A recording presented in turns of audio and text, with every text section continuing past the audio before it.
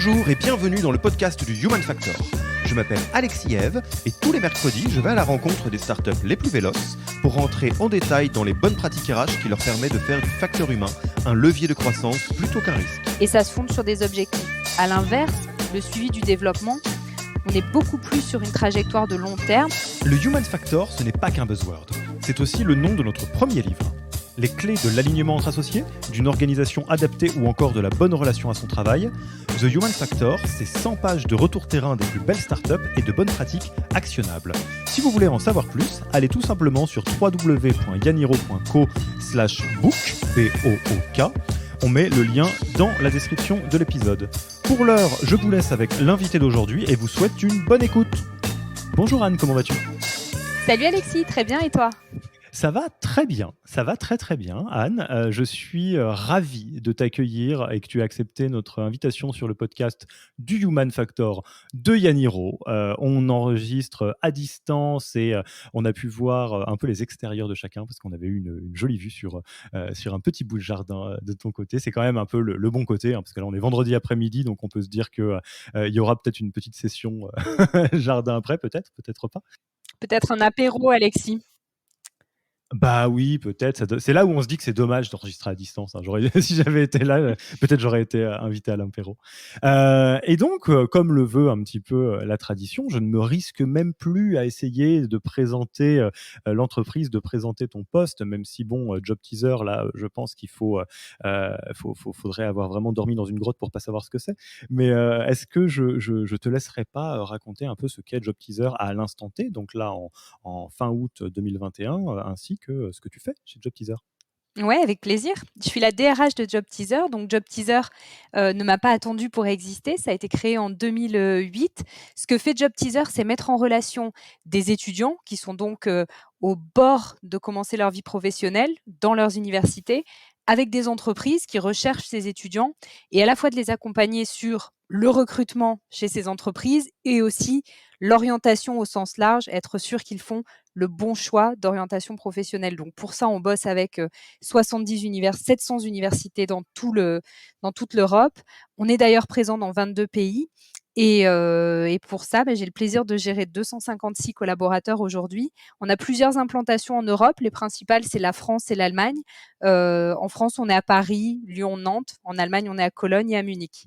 Et donc, chez Job Teaser, avant tout, on travaille avec des clients RH, ce qui est un peu la spécificité de notre entreprise, c'est qu'on est sur le secteur RH nous-mêmes et on est à peu près tous férus d'orientation et voilà. Et l'avenir des jeunes, c'est un peu ce qui nous fédère beaucoup au sein de l'entreprise. Et ce qui est très intéressant que tu as noté quand tu as dit Job Teaser ne m'a pas attendu pour faire de la RH, et une question qu'on peut peut-être se poser, parce que tout le monde, je pense, connaît Job Teaser, mais on peut se poser la question de depuis quand existe Job Teaser. 2008, ça commence à faire quelques années au compteur, et ce que je trouve très intéressant, et vous allez voir que ça va être l'un des axes de cet épisode, c'est que les startups par nature peuvent être assez jeunes, enfin on peut avoir des boîtes qui ont 2, 3, 5 ans, et on peut se demander sur une entreprise qui existe depuis autant de temps, comment on se réinvente, qu'est-ce qu'on met en place, qu'est-ce qu'on met en place sur le tard, qu'est-ce qu'on réinvente, sur quoi on itère. Et donc, ça n'a pas été facile, mais on a dû trancher avec Anne, parce qu'on aurait pu parler de tout, hein, vous vous en doutez. Et l'idée de cet épisode, en fait, ce sur quoi on a arbitré, c'est de rentrer plus en détail dans un sujet qui est crucial pour absolument toutes les entreprises et qu'on a encore trop peu abordé à mon goût dans ce podcast, c'est l'évaluation des collaborateurs et collaboratrices. Alors, quand on dit ça, ce qui vient en premier, surtout dans les automatismes startup, c'est la performance, l'évaluation de la performance, quoi que ça veuille dire. Mais la raison pour laquelle on choisit de parler d'évaluation du collaborateur, c'est qu'on se rend compte que c'est un peu un de ces pendules où dès qu'on touche à quelque chose, ça fait bouger le reste. La performance est intrinsèquement lié au plan de développement et à la question du développement, du people growth, des avancées des collaborateurs et collaboratrices, et évidemment de la rémunération et de tout le compenben qui va avec. Donc, on va faire de notre mieux avec Anne. On a essayé d'être discipliné et d'être bien rangé pour ne pas faire un épisode de 3 heures, parce qu'on pourrait. Alors là, en tout cas, moi, je serais largement parti. L'apéro sera un petit peu plus tard. Mais pour justement parler de cette notion de l'évaluation des collaborateurs. C'est bon, on y va ? C'est parti. Bah, écoute, je pense que tu as bien introduit le sujet Allez. parce que c'était un peu le constat que j'ai fait en arrivant chez JobTeaser, c'était que derrière l'évaluation, je pense qu'on mélangeait un peu tout et effectivement, il a fallu mettre de l'ordre un peu dans nos pratiques, dans les concepts et dans nos philosophies d'évaluation. Et alors, bah, justement, peut-être une bonne manière de le prendre, c'est de le prendre d'une manière, sinon chronologique, en tous les cas, à la première personne. Donc tu rejoins JobTeaser, il s'est passé plein de bonnes choses, mais il y a aussi des choses sur lesquelles tu as un œil un petit peu neuf. Et là, tu vois que, bah, on pourrait, apporter un peu de clarification et en tout cas une mise à jour des sujets, d'évaluation, des collaborateurs et collaboratrices. Tu veux nous raconter un petit peu, justement ce rapport d'étonnement, je sais pas, mais en tout cas toi, comment tu as vécu les choses en arrivant? Ouais, avec plaisir et en plus, je pense que ça va parler à beaucoup de monde parce que ça ressemble au quotidien de beaucoup de mes homologues. Moi, quand je suis arrivée chez JobTeaser, il y a un process qui est en place, qui est un peu un mix de beaucoup de choses, qui est un mix entre un entretien de performance, un mix avec un entretien pro au sens de la loi, qui est corrélé dans le temps avec les revues de salaire, qui est fait sur Excel, spreadsheet, donc clairement absolument pas outillé, qui se fondent déjà sur un 360, ce qui est bien, mais le 360 n'est absolument pas structuré et grosso modo, on fait aussi bien des 360 autour d'un café qu'à l'écrit, à l'oral, un peu de n'importe quelle forme. Les entretiens en one-to-one se tiennent et les choses sont faites assez rigoureusement, mais en fait, je me dis d'emblée, je fais comme tous mes homologues managers, mes premiers entretiens dans ce cadre-là, et j'en ressors en me disant, non mais c'est la première et la dernière fois que je fais un truc pareil, juste c'est pas possible. Je peux t'expliquer un peu pourquoi et vraiment ce qui était le pire dans ce qu'on avait, c'est que bah, bien entendu, tu travailles sur des fichiers Excel dans tous les sens. Tu as aucune centralisation. Nous, l'équipe RH ne récupère aucune donnée en centrale. Au bout d'un moment, tu finis par te dire, les fichiers sont tellement mis sur n'importe quel drive qu'en termes de GDPR, c'est clairement n'importe quoi. Tu te demandes si le template utilisé par tes managers ne finit pas par être différent d'un département à un autre et tu as peu de moyens pour le checker. Tu te rends compte que tes managers, ils passent des heures, des jours, des semaines. C'est quasiment pas si l'activité business doit pas s'arrêter tellement c'est compliqué et chronophage de mener à bien tout ce système. Et puis juste d'un point de vue légal, ça tient absolument pas la route. Tes entretiens, ils sont pas signés, ils sont pas recensés. Tu aucun moyen de prouver que tu as réalisé vraiment l'intégralité de tes entretiens. Tu es incapable de dire combien de personnes chez toi ont vraiment réalisé leurs entretiens. Clairement, tu as engagé aucun de tes collaborateurs sur des objectifs. Tu sais même pas si tout le monde a bien eu des objectifs, tu as aucun moyen de le vérifier et puis ensuite, tu génères beaucoup, beaucoup de flou dans la compréhension de l'exercice par le collaborateur et quand in fine, tu arrives à devoir enchaîner derrière des revues de salaire, le collaborateur, il comprend plus rien à ce que tu lui dis. Il sait pas si son salaire, il dépend de sa performance des 6 mois écoulés, s'il dépend d'autre chose. Donc bref, c'est un peu le flou total. Tout le monde prend cet exercice comme bref, c'est l'enfer. Ça a lieu 2 fois par an. C'est vraiment il y a tout à changer. Je rajouterai à ça la petite cerise sur le gâteau, c'est que l'entretien, au moins l'entretien pro, en France, on a une obligation légale de le signer. L'entretien de perf peut-être un peu moins, mais bref, en termes de compliance légale au global, c'est clairement pas top. Donc ça, c'est le constat que je fais en arrivant et très vite, je me dis: «C'est presque ma priorité numéro un. Et alors c'est très important ce que tu soulignes parce que je pense que c'est une notion qui est pas forcément intégrée, par tous et toutes. C'est la notion d'obligation légale. En fait, si vous avez déjà passé du temps en tant que salarié dans une entreprise, il y a fort à parier que, vous avez déjà eu des entretiens professionnels qui avaient l'air, comment dire? Obligatoire ou en tout cas un petit peu, rigide. En gros, bah, de dire: «On le fait parce qu'il faut le faire», quoi. Bah, c'est un peu parce que c'est le cas, déjà. Mais toute la complexité de l'exercice et c'est exactement, ce que tu viens de souligner dans le côté, «joyeux fouillis» entre guillemets dans lequel, tu es arrivé, c'est que, quand on est dedans, et là je m'adresse particulièrement à une partie particulière de ceux qui nous écoutent et de celles qui nous écoutent, c'est des fondateurs et fondatrices qui n'ont pas été salariés avant.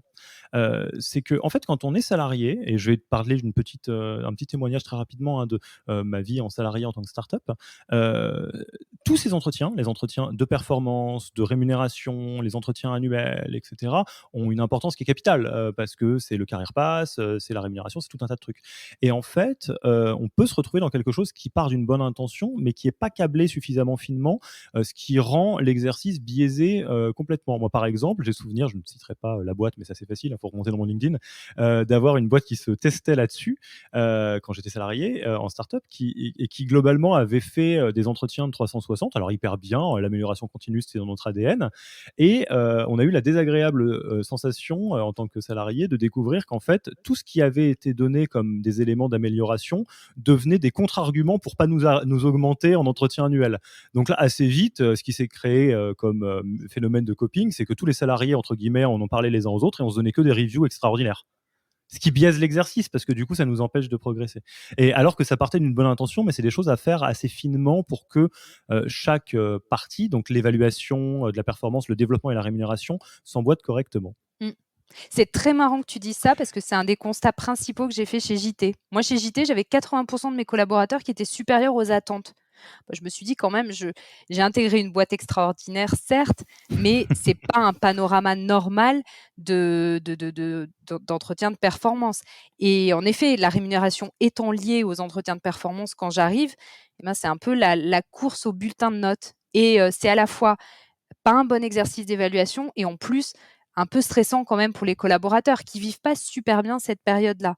Donc, tu as extrêmement raison. Moi, un des drivers numéro un, c'est l'inflation que je remarquais dans l'évaluation des collaborateurs. Et ça, en fait, c'est pas possible. On est comme n'importe quelle entreprise. On a des points d'amélioration, on a des top performers, on est assez équilibré finalement. Bah oui, bien sûr. Enfin, à un moment donné, on imagine qu'il va y avoir une répartition globale avec un peu de tout, quoi. Et donc, finalement, quand face à ça, il y a quelques petits axes qui ont amélioré, qui ont plutôt accéléré notre réflexion. C'était qu'on changeait aussi d'année fiscale. Donc moi, j'étais obligée de revoir mon agenda RH parce que, l'année fiscale allait démarrer à un autre moment et finir à un autre moment. Donc de toute façon, notre calendrier RH tenait plus la route et puis donc il y avait tous ces constats qu'on avait faits. Donc à ce moment-là, on a décidé de transformer tout ce qu'on faisait, chez Job Teaser et de remettre les choses au carré. Et il y a une autre question que je me pose quand on est dans le panorama de la manière dont ça fonctionnait au moment où tu es arrivé. Euh, la plupart des entreprises, je ne sais pas comment c'est organisé chez JobTeaser, ont une notion de performance de l'entreprise, pas pour les actionnaires, pour les roadmaps, ça peut être des OKR, des choses comme ça. Comment est-ce que les deux process étaient liés le process d'évaluation de la performance ou de l'évaluation des collaborateurs et collaboratrices et les métriques qui témoignent de l'entreprise et de son évolution à proprement parler. Eh ben, il y a un peu 2 niveaux de réponse à ta question. Le premier, c'était que, et d'ailleurs ça soulevait des interrogations parce que les collaborateurs me disaient: «Mais Anne, on a des OKR au niveau de l'entreprise, donc on sait précisément sur quoi l'entreprise est attendue et ce que chaque département est censé atteindre. En quoi ça va apporter quelque chose que moi j'ai des objectifs individuels à mon niveau? Je sais exactement sur quoi le succès de l'entreprise, est mesuré». Et le deuxième point, c'était que, on n'avait pas, au moment où on a eu cette réflexion, d'attribution générale de BSPCE au sein de notre entreprise. Et on s'est dit, si on change les modalités de rémunération, clairement, il faut que notre collaborateur soit aussi, incentivé sur la réussite globale de la boîte. Et donc en parallèle de la transformation de l'évaluation et de la rémunération, on a basculé sur une attribution systématique de BSPCE pour, justement avoir cette dimension collective dans la rémunération. Alors, donc là, je pense que c'est un peu l'état des lieux, que tu as vu quand tu es arrivé. Là, ce que je te propose qu'on essaye de faire, qui est pas facile, hein, donc on va essayer de faire de notre mieux, c'est, d'utiliser ton vécu, ton témoignage de ce que tu as pu faire chez JobTeaser, mais à la fois pour nourrir des personnes qui ont enfin potentiellement des homologues, RH ou fondateurs, fondatrices, qui ont déjà un système en place et qui veulent potentiellement le mettre à jour, et dans ce cas-là, c'est un peu, il y a un parallèle qui est évident à faire avec ce que tu vas nous partager. Mais je m'interroge aussi, enfin, j'aimerais aussi que les personnes qui nous écoutent, qui n'ont pas encore vraiment commencé à structurer ça, puissent en ressortir avec des insights pour quelque part, j'allais pas dire construire bien du premier coup parce que c'est jamais parfait, mais pour repartir de la bonne base. Donc, moi, la question que je me pose, et j'espère que ça permettra d'apporter voilà, des insights aux deux, à ceux qui mettent à jour un process ou à ceux qui le construisent. En fait, c'est quoi le point de départ ou le bon bout par lequel prendre cette bestiole un peu protéiforme qu'est cette évaluation au sens général? Parce que on pourrait se dire, bon, bah, de toute façon, il faut que je lis ça aux OKR de l'entreprise parce qu'il est question de performance et je repascade à partir de ça. On pourrait se dire, non, moi je suis dans une entreprise où je veux avant tout faire grandir les gens, donc on est dans l'évaluation des compétences, les plans de formation qui vont avec. On pourrait se dire, de toute façon, tout le monde, à un moment donné, va être payé. Donc, en fait, il faut commencer par la grille de REM. J'en profite pour saluer notre ami Virgile Ringard, grand pape de la rémunération qui est déjà passé dans ce podcast. Enfin, par où on commence, en fait, si on veut mettre à jour ou si on veut repartir d'une bonne petite base? Mmh. Bah, écoute, pour essayer de faire simple, nous, on a déjà assez vite posé la différence qu'on faisait entre l'évaluation de la performance et l'évaluation du développement. Dans la performance, on s'est dit qu'on était dans une optique court terme. Chez nous, c'est 6 mois, c'est assez corrélé à l'évolution très rapide d'une entreprise comme une start-up. Ça va très vite, on doit changer de braquet assez vite. Donc l'évaluation de la performance, c'est court terme et ça se fonde sur des objectifs. À l'inverse, le suivi du développement, on est beaucoup plus sur une trajectoire de long terme. C'est normal, on passe pas de HRBP à DRH en 6 mois. Donc on est sur des trajectoires beaucoup plus long terme. Et là, ce qu'on évalue, c'est beaucoup plus l'acquisition progressive de compétences qui fait qu'à un moment, je vais être à l'étroit dans mon job, je monte au niveau supérieur. Ça, c'est le dev. Une fois qu'on a eu clarifié ces deux aspects, on s'est dit, bon, bah, posons-nous la question simplement, le salaire, il dépend de quoi? Est-ce que le salaire, il dépend de si j'ai été hyper bon ces 6 derniers mois, sachant que, bah, j'ai peut-être complètement foiré, mon semestre 2 et 1 de l'année dernière? Ou est-ce qu'au contraire, mon salaire dépend, bah, de ce que je disais, à savoir, j'étais une HRBP, plutôt senior, je suis prête à devenir HR manager, quoi. J'en suis à ce stade-là de ma carrière. Et c'est bon, bah là, forcément, posé comme ça, vous avez tout de suite la réponse. Nous, notre culture d'entreprise, elle est très adossée à Radical Candor comme bouquin. Hmm. Elle le dit très clairement. Ça arrive d'avoir des semestres où on est bidon et où on se plante complètement. On a un sale semestre. Pour autant, on ne diminue pas la REM de nos collaborateurs quand c'est le cas. C'est juste le contre-exemple à la con qui permet de se rendre compte que mon salaire, il dépend pas de ma perf de ces 6 derniers mois. Mon salaire, il dépend de l'acquisition des compétences que j'ai fait qui, à un moment, va faire que de HRBP, je deviens HR manager. Pas forcément. Pourquoi? Parce que le marché et là, salut Virgile, contre qui je me compare, bah lui, il va m'évaluer différemment en tant que HR manager et il va avoir une vision différente de mon salaire. Tout de suite, je vais intégrer un autre niveau, je vais pas me benchmarker pareil. Ça légitime que j'ai un changement de ma rémunération. Et ça, c'est finalement assez simple à dire comme ça. La gestion du changement pour les collaborateurs n'est pas si simple. Parce qu'un collaborateur qui sort d'un semestre où franchement, il a super bien performé et où on lui dit: «OK, mais tu es pas encore prêt à passer quand même le niveau au-dessus», et qui donc n'a pas d'impact sur sa REM, il faut beaucoup, beaucoup d'explications pour qu'il arrive à comprendre cette nouvelle philosophie de REM. Mais voilà, c'est le travail qu'on a entamé enfin voilà, hein, notre travail, c'est beaucoup de répétitions aussi, mais c'est clairement un changement très fort qu'on a impulsé. Hmm. Donc si je prends de l'altitude, en fait, ce que Job Teaser en tant qu'entreprise exprime, tu me dis si j'ai compris, hein, parce que moi je débarque, hein, évidemment.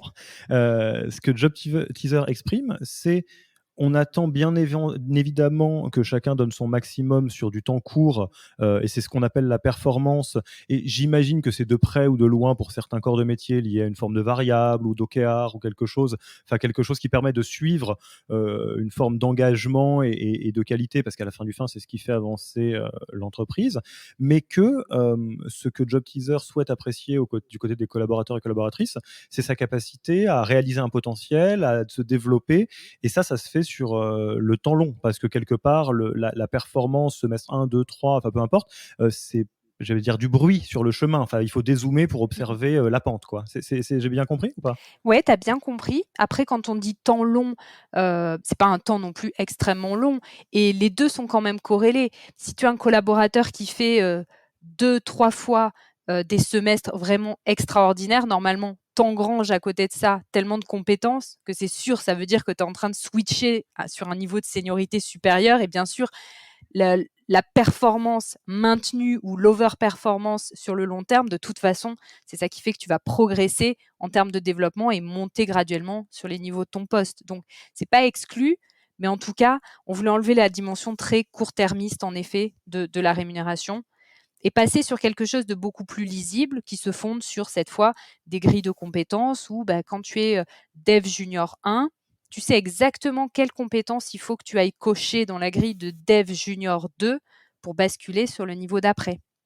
Et ça rend la rémunération à la fois moins, moins abstraite, moins individualisée, ça c'est sûr, et fondée sur des éléments très mesurables. Alors, il y a beaucoup de choses, moi, que je trouve très, je les souligne parce que on est un peu dans les process et dans les chiffres, mais il y a beaucoup de philosophie derrière et ce qui me plaît beaucoup, moi, dans cette notion, par exemple, de remettre le court terme dans le court terme, c'est que pareil, faut avoir été salarié pour, envisager les effets de bord, de quelque chose qui fonctionne pas comme ça. Ce qui se passe quand on a un poids énorme de la performance court terme, notamment dans les OKR, c'est que assez vite, je ne sais pas si ça se passait chez le job teaser, hein, mais on l'a vu dans beaucoup d'entreprises, on a la tentation de fixer des objectifs qui sont bas. Alors que c'est pas du tout la philosophie des OKR. On est censé fixer des objectifs qui sont stretch et faire réussir 70% de ces OKR, c'est pas un échec, au contraire, ça veut dire qu'on les a mis au bon niveau. Mais s'il y a une grande partie de la rémunération ou du carrière pass qui dépend de ça, c'est une évidence qu'au bout d'un moment, tu t'arranges avec ton manager en disant bon, est-ce qu'on se ferait pas un truc qu'on est sûr de réussir, et ça fausse un peu le jeu de l'engagement court terme. Et à l'autre bout du spectre, et ça, je pense on va creuser assez vite, dans la notion de développement, tu en as parlé, tu as parlé du skill set, des compétences. Je pense qu'il y a une notion de se dire qu'on ne s'attend pas à ce que le collaborateur ou la collaboratrice se développe tout seul. Ce n'est pas sa responsabilité, c'est aussi la responsabilité de l'entreprise que de l'aider par des plans de formation à développer ses compétences. Et là, on retombe effectivement dans la philosophie Radical Candor. Si vous ne l'avez pas lu, lisez-le. De dire comment est-ce que j'améliore, entre guillemets, j'aide les personnes de l'entreprise à progresser selon des trajectoires qui sont bonnes pour eux aussi. Je ne sais pas Mmh. si tu veux faire un petit peu la transition sur cette notion de Non, non, mais comment est-ce qu'on aide à se développer. tu l'as bien résumé. Je suis très d'accord sur le fait que baser le salaire sur la perf, il y a tous les effets de bord que tu décris. On peut vouloir minorer les objectifs, on peut vouloir être plus tolérant par rapport à ce qu'on constate de l'atteinte des objectifs d'un collaborateur, justement parce qu'on a peur un peu de l'impact qu'on va devoir assumer sur la REM. À l'inverse, tu bases ça sur le dev. Tout de suite, effectivement, ça met la responsabilité copartagée. C'est autant la responsabilité de l'entreprise que la responsabilité du collaborateur de se développer. Tu renforces aussi beaucoup l'importance de la promotion. Tu vois, ce truc où tu vas aider les collaborateurs à avancer et toi, ton intérêt, ça va être que si tu as un job de développeur junior 2 qui s'ouvre, avant tout, tu vas te poser la question de est-ce que j'ai des juniors 1 là qui sont prêts à franchir le cap. Tu vas donc renforcer ton envie de voir de la mobilité interne se faire. C'est un truc vraiment plus vertueux qui se met en place. Et en plus de ça, bah oui, l'entreprise, du coup, porte beaucoup le sujet du développement. Ça veut dire qu'elle doit adosser ça à des vraies réponses en formation, des vraies réponses en accompagnement managérial. Elle doit s'assurer, en fait, qu'elle est une entreprise qui apprend à son collaborateur. Parce que si c'est sur ça qu'elle fonde sa politique de REM, mais qu'elle aide pas du tout le collaborateur à apprendre et à se développer, au bout de très peu de temps, le collaborateur va lui dire bon, ben t'es sympa, hein, mais je vais aller me développer ailleurs, quoi. Donc c'est très lié à la politique de formation. Bah, écoute, je pense qu'on a des bonnes bases là sur la philosophie et puis la mécanique générale. Si on se met dans les chaussures d'un collaborateur, collaboratrice, voilà, moi je rejoins Job Teaser, hein, j'ai fast-tracké tous les entretiens, Anne, tu l'as pas vu venir. Qu'est-ce qui va m'arriver sur une année? Je passe quoi comme entretien avec mon manager, des entretiens de perf, des entretiens de salaire, des entretiens de carrière, de training, enfin, qu'est-ce qui m'attend un petit peu sur une année complète? OK. Alors ce qui t'attend et déjà félicitations de nous rejoindre, je crois que tu as fait le bon choix. Incroyable, hein?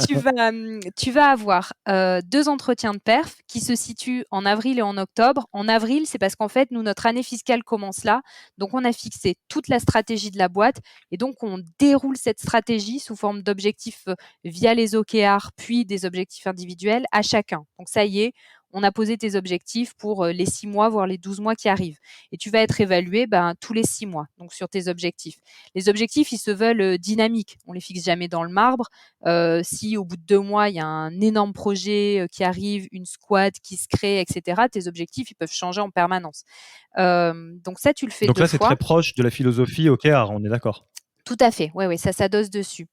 En revanche, une fois par an, et on le fait en avril aussi, donc en avril, on couple les 2 entretiens, tu vas avoir ton entretien de dev. Donc là, vraiment, la question qu'on va se poser, c'est comme un addendum à ton entretien de perf. Et là, par contre, on va rentrer beaucoup plus dans le long terme. On va se dire: «OK, t'en es où de l'acquisition de tes compétences? Où est-ce que tu es un peu léger? Où est-ce qu'au contraire, tu as énormément progressé?» Ça nous permet d'établir, toute notre recommandation te concernant en termes de salaire. Puis alors derrière, on va tirer la bobine. De quoi tu as besoin? De quoi tu as besoin en formation? On a, plugué dans notre outil, tout un tas de formations que tu peux d'ores et déjà sélectionner, notamment les formations qu'on dispense en interne en disant: «OK, moi j'ai vraiment besoin de ça, je vais cocher automatiquement ce à quoi je veux être inscrit, pour l'année prochaine». On le fait sur, les formations internes, on le fait sur la linguistique et on le fait aussi sur, nous, ce qu'on appelle le well-being ou tout l'aspect accompagnement de, voilà, mon bien-être au travail. Je peux aussi demander à être accompagnée, par exemple, sur, voilà, la parentalité ou la gestion de mon stress. Donc ça va jusque-là. Je peux choisir tout un tas de dimensions où il me semble que j'ai des besoins et puis on finit l'entretien en, parlant plutôt carrière et projection. Est-ce que tu te projettes toujours dans le même domaine métier? Est-ce que, voilà, hein, tu es, HRBP, ça te va d'être HR manager? C'est un peu la voie qui est assez tracée ou alors est-ce qu'au contraire, tu veux switcher, tu veux partir au market? C'est possible aussi. Donc cet entretien-là, il mène à ça. Et une fois qu'on a fini tout ça, et ben là, on est prêt à faire nos revues de salaire. On sait exactement qui va switcher d'un niveau, par conséquent, qui va avoir un impact en salaire et on fait les revues de salaire dans la foulée et donc on termine tout ça en mai. Et puis, bien sûr, le deuxième corollaire de ça, c'est qu'on a récupéré toute la data pour tous nos collaborateurs de ce sur quoi ils voulaient être formés. Donc en même temps, on lance, le plan de formation et on arbitre tous les besoins qu'on a reçus. Et ça, normalement, on le lance en juin, c'est un peu plus long. Et donc, on en a fini pour notre année. Là, on a lancé notre année RH. Et alors côté collaborateur, collaboratrice, perf review, development review, c'est avec le manager, c'est avec le RH, c'est avec qui? Ouais, c'est toujours avec ton manager. C'est lui qui est Ouais. responsable de piloter le process. En revanche, le manager, il est pas tout seul dans le sens où, nous, avant chaque revue, on lance une campagne de 360 qu'on monitore directement dans notre outil où à minima, tu as, 5 à 8 revues qui sont faites par tes +1, +2, tes pairs, des stakeholders avec qui tu bosses, au quotidien, parfois la RH et donc on a un framework très, très simple pour faire du feedback et c'est un vrai exercice auquel toute l'entreprise s'astreint de façon hyper, sérieuse et d'ailleurs, quand on avait commencé la transformation de tout ça, il y avait un point qui revenait sans arrêt, c'est que surtout les collaborateurs voulaient pas perdre ce feedback-là. Parce que c'est hyper riche, hyper précieux. Tu vois, sur nos campagnes on est 256 et nous, sur 250 personnes, on a à peu près 1200, 1300 feedbacks individuels qui sont faits à ce moment-là. C'est vraiment une période pendant laquelle, tu passes un peu tes soirées à écrire plein de feedbacks à tes pairs, à tes collègues. Mais c'est hyper précieux. Et tu as beaucoup parlé, d'outils. Est-ce que je peux dire quel outil vous utilisez? Parce que c'est des copains, donc on est très content de leur faire un peu de lumière. Oui, avec plaisir, bien sûr. On a choisi Donc je vais Elevo. te laisser en dire Mmh. plus, mais vous avez choisi, voilà, Elevo, dont on Ouais. pense beaucoup de bien. Coucou les Elevo. Oui, on a choisi Elevo. On avait mis, plusieurs outils, bien entendu. On avait fait une analyse, comparative. On on a choisi, Elevo de façon, très convaincue, en se disant en plus qu'on voulait déployer Elevo en 2 mois. On avait vraiment 8 semaines pour déployer Elevo avant d'appuyer sur le bouton et hem et franchement, ça a été un projet intense, mais ça a été une belle réussite projet. Notamment parce que Elevo a l'ergonomie et la facilité de prise en main qui et puis répondait aussi exactement au schéma en termes de process qui était le nôtre sur l'évaluation donc on regrette pas du tout notre choix. Bon, bah, si au travers de cet épisode, Elevo arrive à rencontrer de nouvelles entreprises pour outiller leur process, je serais ravi. Tu penseras à moi, Étienne, hein, si ça se passe. Moi, il y a une question que je me pose vraiment sur cette notion un peu générale de la performance. C'est très précis, mais je vais profiter de t'avoir donc là dans cet épisode pour te la poser. Euh, la notion du développement et de la progression des compétences, le people growth, le développement de compétences, les plans de formation, c'est quelque chose qui est un petit peu mis de côté en startup parfois. C'est normal, hein, il y a un gros accent qui est mis sur le recrutement, hein, parce que c'est lié à la croissance. Et bah, tu le sais, hein, dans Yaniro, c'est quelque chose auquel on croit profondément. On croit que c'est très important de recruter des personnes archi talentueuses, et c'est tout aussi important de s'assurer qu'ils grandissent aussi vite que la boîte, globalement. Parce que c'est un peu ça qui met aussi du charbon dans la fusée, qui fait décoller la fusée. Et je me demandais, de ton expérience avec Job Teaser, qui a des années de vol, avec tout ce que vous avez mis en place, dans les plans de développement de compétences, que ce soit par la formation, par l'accompagnement, et cetera, qu'est-ce qui ressort? En fait, sur quoi est-ce que, les collaborateurs et les collaboratrices, pour différentes raisons, ont besoin de grandir? Parce qu'il y a des il y a des sujets qui viennent très spontanément. L'anglais ou les langues, c'est souvent quelque chose qui est important pour des entreprises qui ont une volonté internationale. Le management/le leadership, on y échappe rarement, à un moment donné, en tout cas pour certaines personnes. Mais c'est quoi les autres sujets sur lesquels, entre guillemets, les personnes ont besoin de grandir? Mmh. Eh ben, écoute, c'est marrant que tu dises ça parce que quand on a eu pour la première fois, c'est la première fois qu'on avait enfin une idée de, qu'est-ce que nos collaborateurs ont envie d'avoir comme formation. On a été assez étonnés finalement de ce que ça donnait. Alors tu as raison, il y avait un vrai besoin sur les langues. Pour la petite histoire, nous on formait, une vingtaine de collaborateurs par an en langue. Et on a eu 5 fois plus de demandes. Il y avait un collaborateur sur 2 qui demandait une formation linguistique. On s'est notamment rendu compte que dans nos départements de tech, on n'était pas au niveau sur les langues. Donc là, on s'est carrément dit: «OK, bon, bah, ce recueil de besoins, il nous montre juste qu'il faut complètement qu'on change d'approche sur la formation linguistique». Dans les choses qui étaient demandées aussi, on a eu beaucoup, beaucoup de demandes sur bah, les formations justement un peu well-being, le stress, la difficulté de prendre la parole en public, la parentalité aussi, c'était des choses qui nous étaient très demandées. On a eu pas mal quand même je dirais, on a eu des programmes entiers de formation qui ont été demandés. Les sales nous ont demandé d'avoir une formation spécifique pour l'ensemble de leur département. Et puis le dernier pan, c'était plutôt les formations soft skills sur la communication. Et nous, on fait beaucoup de process com. Et donc voilà, on en a eu pas mal. Et alors du coup, finalement, toi qui as vécu, l'avant-après et qui as testé un petit peu une mise à jour, c'est quoi les bénéfices, pour l'entreprise et pour les collaborateurs, collaboratrices, que d'avoir cette approche-là? Alors, il y en a pas mal. Sur la perf à proprement parler, et nos managers gagnent un temps, fou. Ils ont un outil, ça marche beaucoup mieux. Pour l'équipe RH, ça permet tout simplement, avant on était, à l'aveugle. Là maintenant on recueille beaucoup de data, toute la data sur les besoins en formation. On recueille aussi de la data sur, la charge de travail et la façon dont nos collaborateurs vivent leur quotidien. On recueille plein de données sur la mobilité et les souhaits de promotion des collaborateurs. Tout ça, c'était de la data qu'on n'avait pas avant.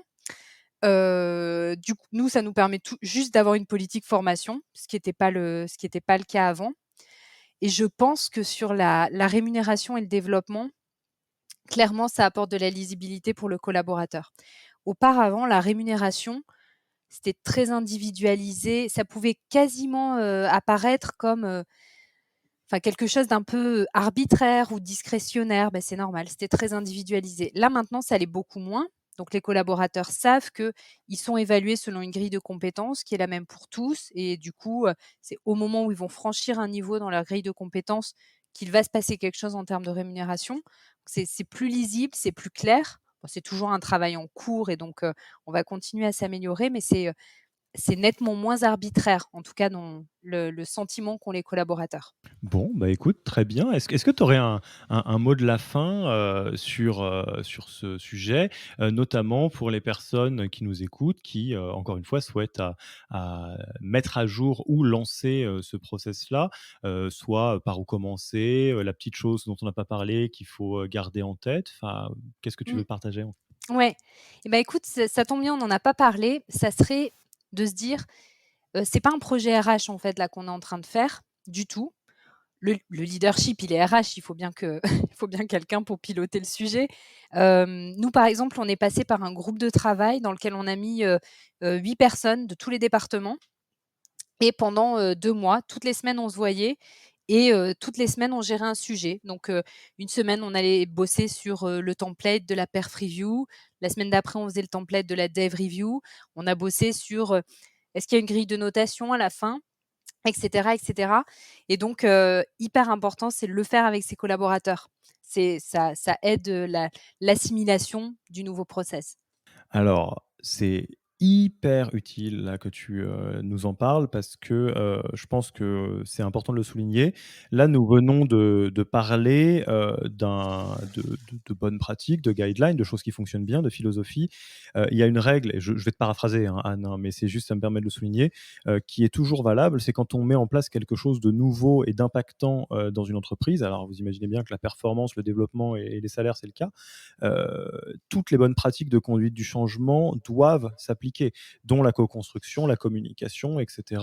Et pour celles et ceux qui se demandent quelle forme ça peut prendre, je vous renvoie à l'excellent épisode qu'on avait fait avec Caroline Leroy de Payfit sur leur sujet du Work from Anywhere, où le sujet c'était, donc Caroline nous parlait du Work from Anywhere, donc la politique de travail, pas full remote, mais en tout cas qui introduit le travail à distance, cette mise en place dans Payfit, mais également de comment on met ça en place. Parce qu'on ne peut pas le faire un beau matin en se disant bon, bah tiens, Anne et son équipe se disent ah, ça serait vachement bien qu'on mette les veaux, et puis on met les veaux, et puis ça ira bien. C'est un peu plus complexe que ça. Donc, on pourrait en parler longuement, mais pour ceux qui ont envie de voir un peu les pratiques de conduite du changement, l'épisode du Work from Anywhere de Payfit est très très bien. Une fois que tu l'as fait avec tes collaborateurs, après tu peux pas, t'affranchir de demander à tes collaborateurs ce qu'ils en ont pensé. Donc c'est aussi une étape clé, c'est la une fois qu'on a eu fait la première itération, on a fait à la fois une enquête auprès de nos salariés pour savoir, bon, bah, ce qu'il fallait continuer à améliorer, ce qu'ils avaient trouvé de bien, donc ça a été top. Et on a fait avec eux 3 workshops dans lesquels on a mélangé un peu tout le monde pour ils travaillent avec nous sur, bon, bah, ce qui était bien, ce qu'il faut qu'on change, et cetera. Donc voilà, ça reste un processus itératif. Je pense que notre deuxième campagne sera encore mieux que la première, et cetera. On continue de s'améliorer. Très, très bonne conclusion. Anne, je te propose qu'on passe tranquillement à la fin de l'interview et aux questions de fin d'interview. Première, évidemment, où est-ce qu'on te retrouve? On a envie d'engager la conversation avec toi, on a envie de me voler mon job à Job Teaser, il n'y a pas de problème, je laisse la place. Où est-ce qu'on te contacte? Sur LinkedIn, c'est le plus simple et avec plaisir pour les prises de contact. Vraiment, toujours ravie d'échanger, sur ce sujet-là, mais sur plein d'autres. On a parlé de quelques livres, c'est peut-être ceux-ci, mais si tu avais des livres, des podcasts, des blogs, des ressources que tu aimerais recommander aux auditeurs, aux auditrices, pardon, quels seraient-ils? Bah, écoute, nous je suis obligée de citer Radical Candor parce que c'est le livre sur lequel Job Teaser a établi pas mal de sa culture, en management. Mais un livre qui m'a fait beaucoup rire, qui m'a amusée et puis qui m'a aussi, fait me poser des questions ces derniers temps, c'est le DRH Mission ou démission que j'ai lu, heu, que j'ai lu en début d'année et qui m'a fait, pas mal réagir et voilà, qui m'a titillé un peu sur certaines de mes habitudes et voilà, il est très court à lire et on passe un bon moment. Et enfin, tu connais notre tradition, préférée dans ce podcast, la tradition de passage de micro. Heu, Est-ce qu'il y a, un ou une RH de start-up qui t'impressionne beaucoup, à qui, tu as envie, de passer un peu le flambeau, pour, qu'il ou elle nous rejoigne dans ce podcast, s'il a le temps évidemment, ou s'il a le temps? Eh ben, écoute, je t'aurais bien dit, Claire chez Evaneos ou Célia chez Content Square, mais je crois que tu les as déjà, reçus. Alors écoute, je pense à Verica chez Sendinblue qui en plus de ça est ma voisine dans le 9e arrondissement et avec qui je partage beaucoup sur tout un tas de sujets et qui a plein d'idées intéressantes. Eh bien, écoute, tu es, la bienvenue. Si tu le souhaites, on sera ravis, de te passer, le micro. Écoute Anne, je te remercie beaucoup pour, ton temps, pour cet épisode. C'était un challenge qui était pas facile, faut bien le dire, hein, de pouvoir, travailler, toutes ces zones, en peu de temps. Moi, je suis très content là d'avoir pu, traverser un peu, tous ces sujets avec toi et puis, qui sait, à peut-être un futur épisode. On va peut-être faire du «Que sont-ils devenus?» et on fera l'itération 3 d'ici quelques années. Avec plaisir Alexis, merci à toi pour l'invitation. À la prochaine. Merci d'avoir écouté cet épisode. S'il vous a plu et que vous ne voulez rater aucun nouvel épisode, abonnez-vous à la newsletter en allant sur le site www.yaniro.co. Et à mercredi prochain pour le prochain épisode.